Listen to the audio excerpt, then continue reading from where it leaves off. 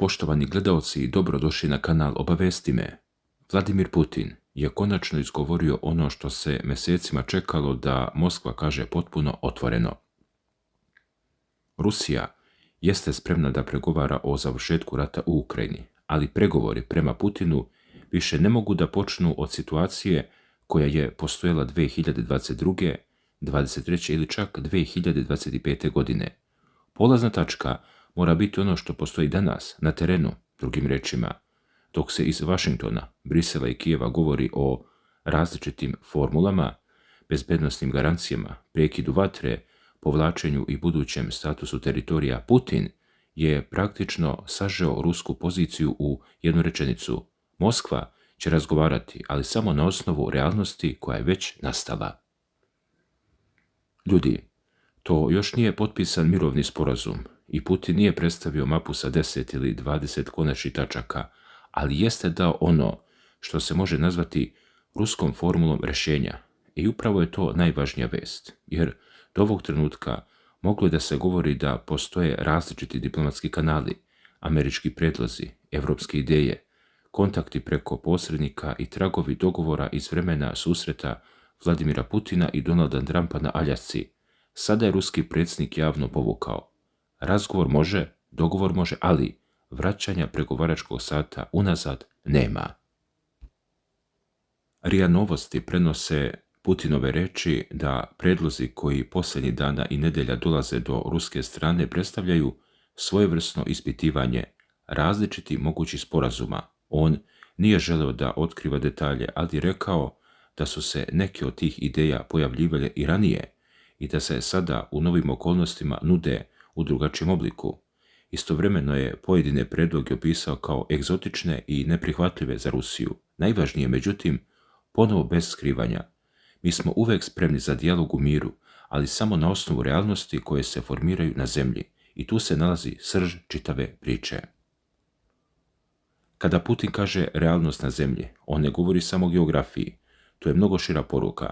Govori o vojnim položajima, teritorijama koje kontrolišu različite strane, odnosu snaga, stanju ukrajinske vojske, ruskim bezbednosnim zahtevima, pitanju NATO-a, sankcijama, ekonomiji, budućim garancijama i političkom položaju Ukrajine. To znači da Moskva ne želi da pregovara kao da prethodne 4,5 godine rata nisu postojale. Reuters je samo dan ranije, to jest 21. avgusta, preneo veoma sličnu poruku zamjenika ruskog ministra spoljnih poslova Sergeja Ryabkova. Ryabkov je rekao da je Moskva spremna da razmatra nove ideje za rješavanje ukrajinskog sukoba, ali pod uslovom da one odgovaraju realnosti na terenu. Prema njegovim rečima, američka strana pokazuje određeno razumevanje ruske pozicije, ali Moskva smatra da dalji napredak zavisi i od sposobnosti Vašingtona da utiče na Kijev i evropske saveznike.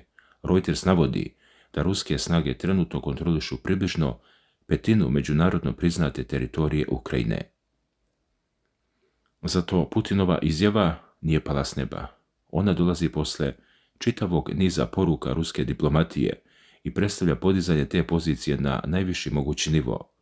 Ono što su dan ranije govorili ruske diplomate, sada je izgovorio predsjednik Rusije, ali postoji još nešto veoma važno, ljudi.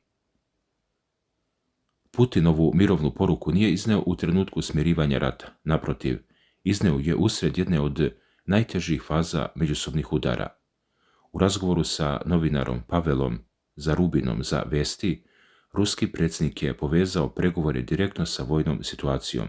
Vesti prenose da je Putin govorio o napadima ukrajinskih snaga na objekte u Rusiji, ruskom odgovoru, stanju na frontu, izborima i političkoj situaciji, a tek onda stigao do pregovora.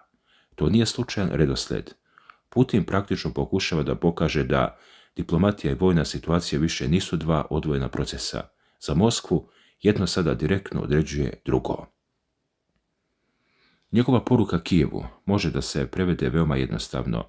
Što se rat duže nastavlja, to će se menjati i uslovi sa kojih se ulazi u pregovore. To je verovatno i razlog zbog kojeg Putin nije javno nabrajao šta tačno sadrže najnoviji predlozi koje Rusija dobija preko različitih kanala. On kaže da je reč o sondiranju, odnosno proveravanju šta bi jedna ili druga strana možda mogla da prihvati. To obično znači da se ne razgovara samo o jednom dokumentu. Moguće je da različiti posrednici ispituju različite formule, prekid vatre, teritorijalni aranžman, bezbednosne garancije, ograničenja određenih vrsta naoružanja, status Ukrajine prema NATO-u, sankcije i ekonomska pitanja, ali Putin je već rekao gdje je granica. Predlog koji bi zahtevao da Moskva zanemari ono što se dogodilo na bojnom polju za Rusiju nema smisla. Tu se vraćamo i na Donalda Trumpa. RIA Novosti u istom kontekstu podsjeća da Moskva svoju spremnost za pregovaračko rješenje povezuje sa razumevanjima koja su Putin i Trump postigli tokom samita na Aljasci. Ruska strana taj proces i dalje predstavlja kao važnu polaznu osnovu za rješavanje, uključujući ono što Moskva naziva uklanjanjem osnovnih uzroka sukoba i bezbednosti prijetnje Rusiji, ali priča s Aljaskom nikada nije završena sporazumom. Associated Press je posle samita Putina i Trumpa izvestio da sastanak nije doneo konačan dogovor o završetku rata. Dvojica predsjednika razgovarala su, ali ključne razlike nisu bile rešene. To je veoma važno posjetiti upravo sada, jer Moskva i dalje govori o razumevanjima iz tog perioda, dok je američka diplomatija kasnije morala da traži nove formule. Ruska strana je tokom leta 26. čak javno tražila od Vašingtona objašnjenje šta se dogodilo sa tim takozvanim formulama iz Anchoragea. Marija Zaharova je krajem jula poručila da bi pre iznošenja potpuno novih inicijativa trebalo razjasniti zašto prethodne nisu sprovedene. Američki državni sekretar Marco Rubio rekao je da tadašnje ideje nisu prihvaćene u Ukrajini i da će zbog toga biti potrebne nove zamisli. Dragi gledalci, upravo tu Putinova izjava dobija dodatnu težinu. Amerikanci govore, potrebna je nova ideja. Rusi odgovaraju, možemo da razgovaramo o novim idejama, ali one moraju da odgovaraju novoj realnosti, a Kijev se nalazi između te dve pozicije.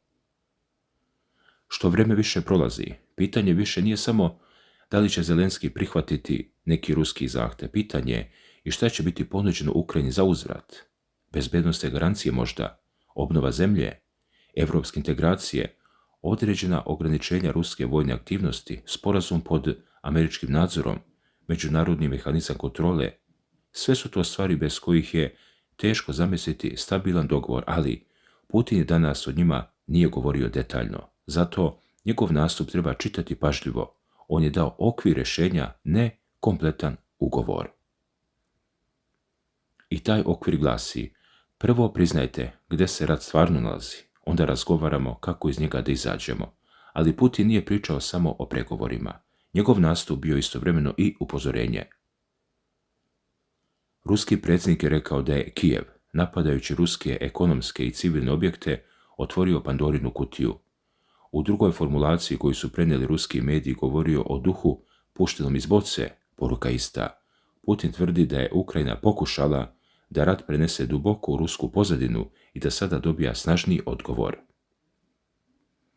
Reuters je također danas izvestio da je Putin zaprijetio nastavkom udara na najosjetljivije sektore ukrajinske ekonomije, navodeći kao razlog ukrajinske napade na rusku ekonomsku infrastrukturu, između ostalog rafinerije i skladišta. Istovremeno je ponovo potvrdio spremnost Rusije za mirovne razgovore pod uslovom realnosti na terenu. Drugim rečima, Putin istovremeno šalje dve poruke koje na prvi pogled deluju suprotno. Rusija je spremna da pregovara i Rusija će nastaviti da udara. Ali iz ruske perspektive te dve poruke nisu suprotne. Moskva želi da pregovara upravo sa pozicije za koju smatra da joj vojna situacija daje prednost. Također Putin je govorio da su ruski odgovori na ukrajinske udare efikasni i pravovremeni i da direktno pomažu ruskim snagama na frontu.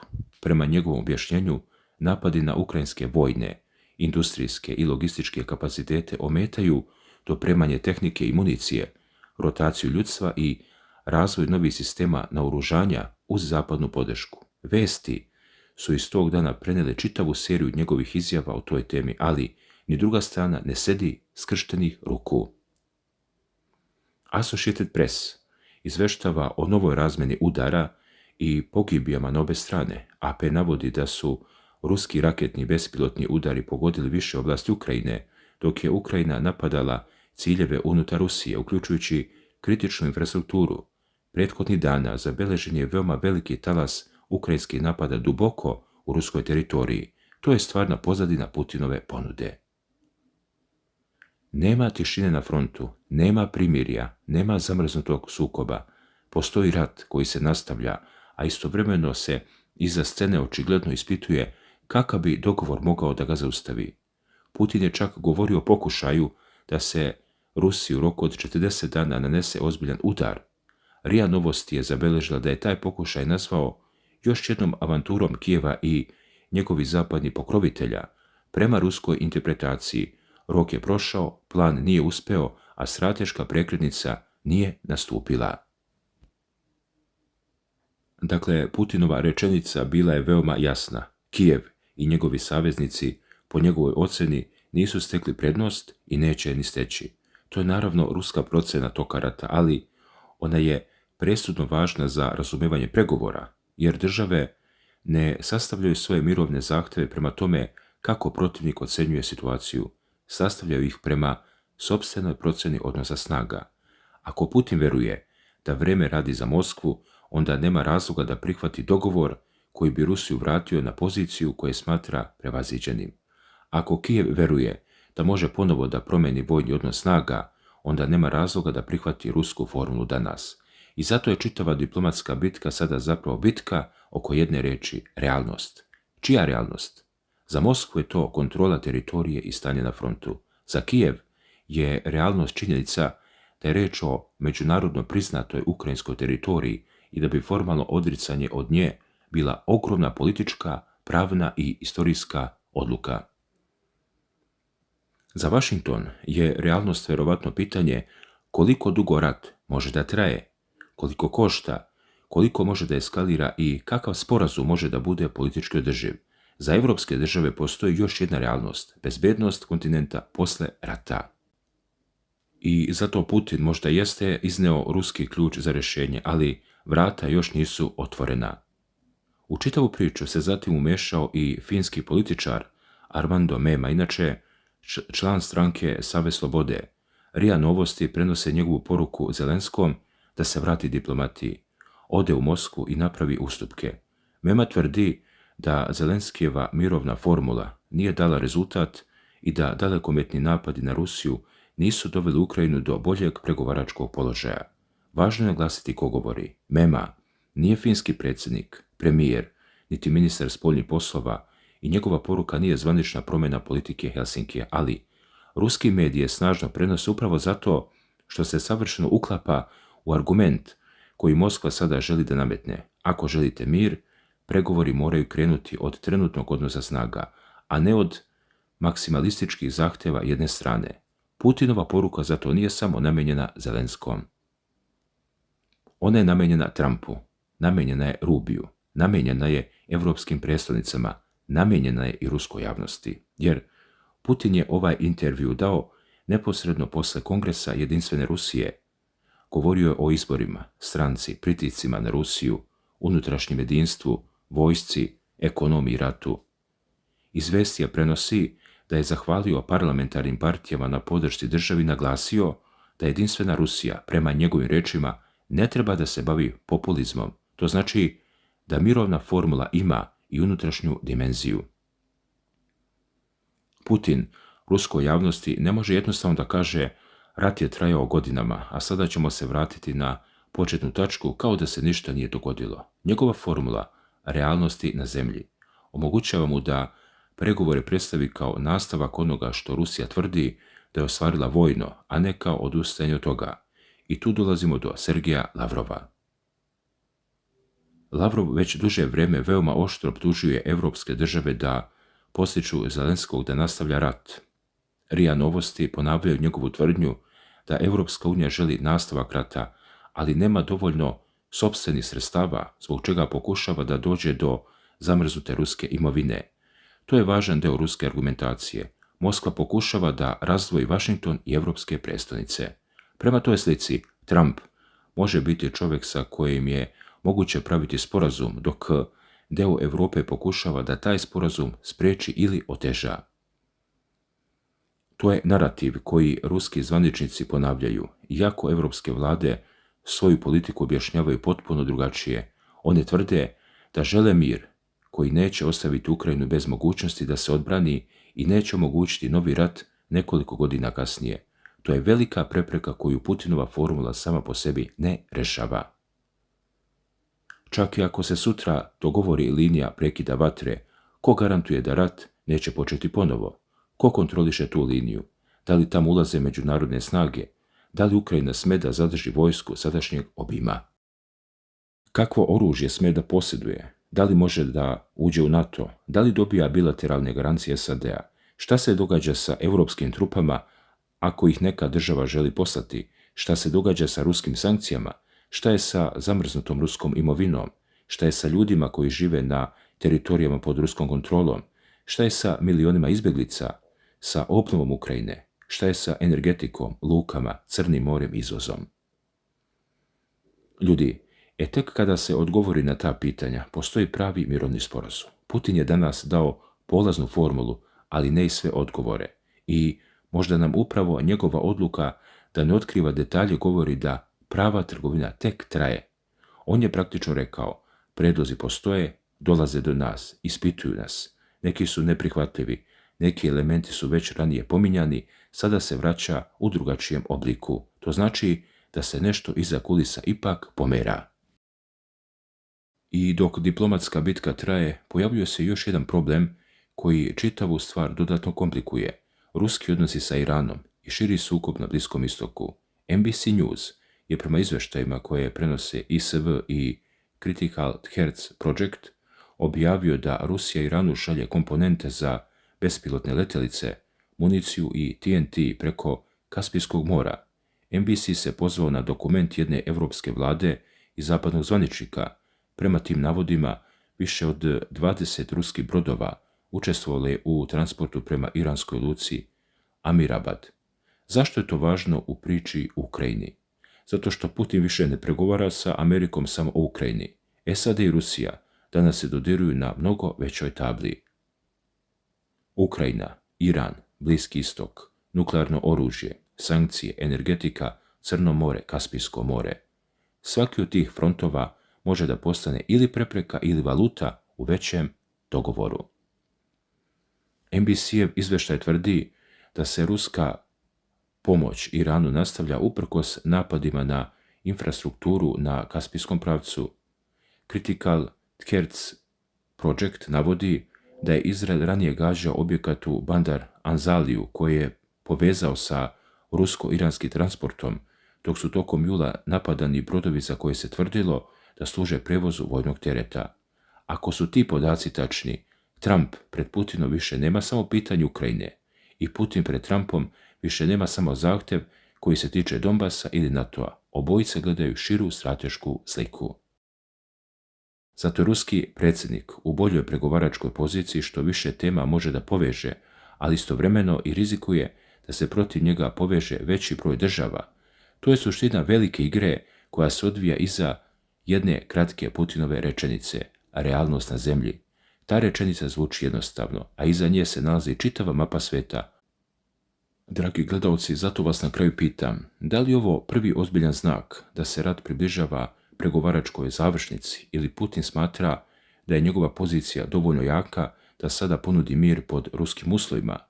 Da li Zelenski uopšte može politički da prihvati razgovor zasnovan na sadašnjem stanju na frontu? Može li Trump pronaći formulu koju će prihvatiti i Moskva i Kijev? I najvažnije, ako danas odbiju kompromis, kakva će realnost na zemlji biti za 6 mjeseci? Hvala na pažnji.